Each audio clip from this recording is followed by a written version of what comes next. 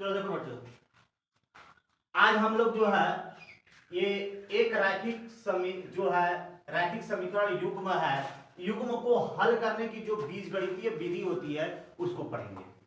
देखो, कोई भी रैखिक जो समीकरण होती है वो इस प्रकार होती है कि a1x plus b1 y plus equal to c1 और a2x plus b2 y equal to c2। यही रैखिक युग्म है।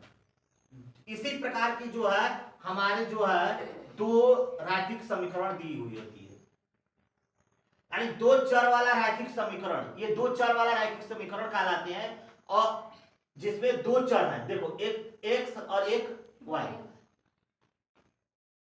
दो चर है इसमें। बाकी इसके जो गुणांक है a1 b1 है, फिर इसमें a2 b2 है।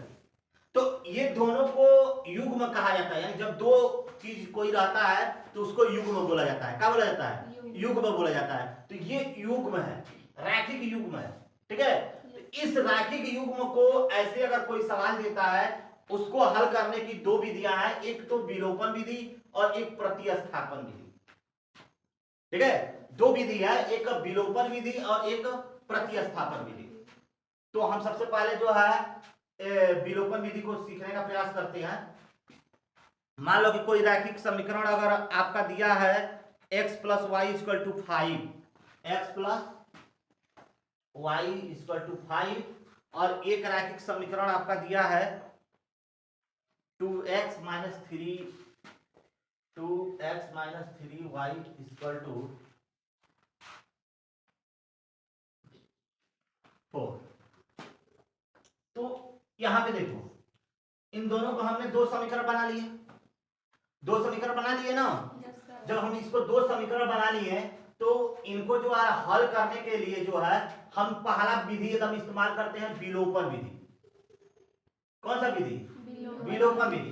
तो देखो, विलोपन विधि का मतलब ये होता है कि किसी एक चर जो इसमें दिया है, चर युग्म जो दिया है इसमें, जो कोई एक चर वाले को हमें बराबर करना है, किसी एक को बराबर करके घटा करके इसको हटा करके हल करना है, इसी को विलोपन विधि कहा जाता है। तो इसमें देखो हमें क्या दिख रहा है, समीकरण एक में ये दिख रहा है कि x प्लस वाई मतलब y वाला खंड है, और ये माइनस 3y है मतलब 3y। ये दोनों खंड अगर एक प्लस है एक माइनस है, लेकिन अंतर क्या है, इसका गुणांक 3 है और इसका गुणांक 1। अगर हम 3 से इसमें गुणा कर देंगे तो 3 एकम में 3y हो जाएगा कि नहीं हो जाएगा?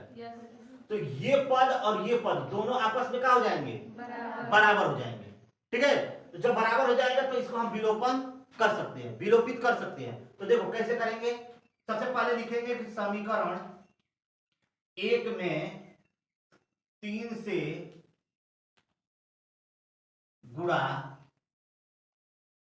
करने, ठीक बच्चे। हम क्या करेंगे, 3 से गुणा करेंगे।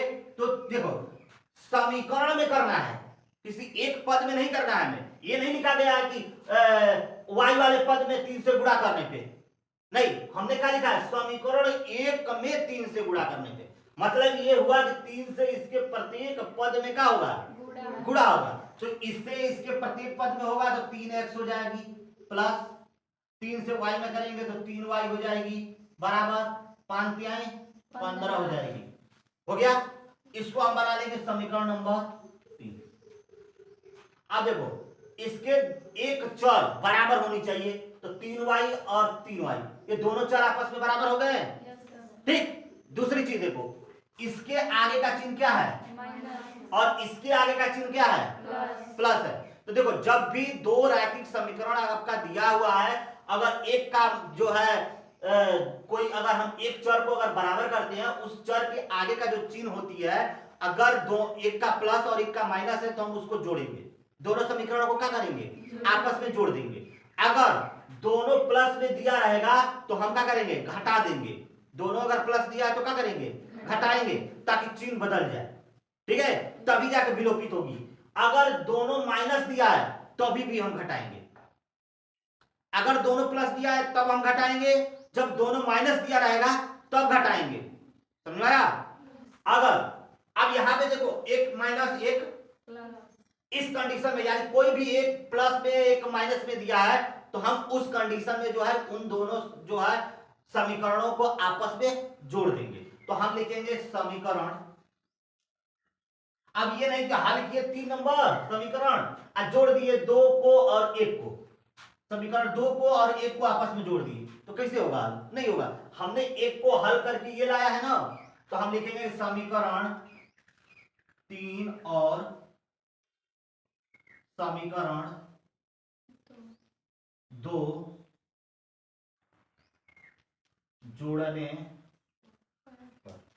तो जोड़ने पे अब देखो 2x minus 3y equal to 4, ठीक। अब ये हो जाएगा 3x प्लस 3y बराबर 15 हुआ।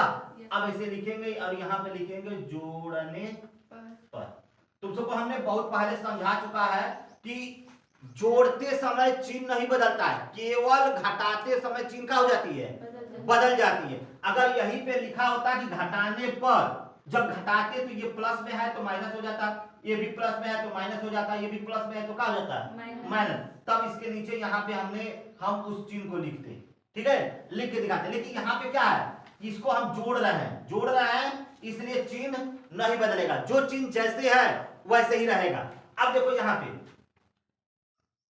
हल करते हैं तो ये दोनों प्लस में है तो 3 2 5x हो गया, 5x हो गया।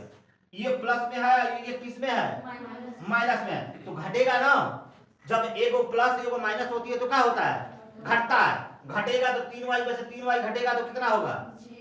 0 हो जाएगी, इसलिए इसको ऐसे काट देंगे। बराबर लिखेंगे 15 4 19 हो जाएगी।